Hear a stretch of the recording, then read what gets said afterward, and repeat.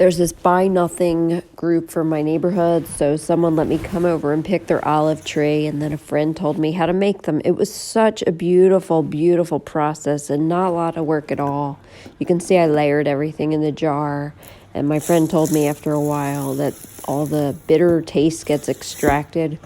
Well, I waited quite a while. It was probably I want to say like 6 weeks, and she said it would happen after 3.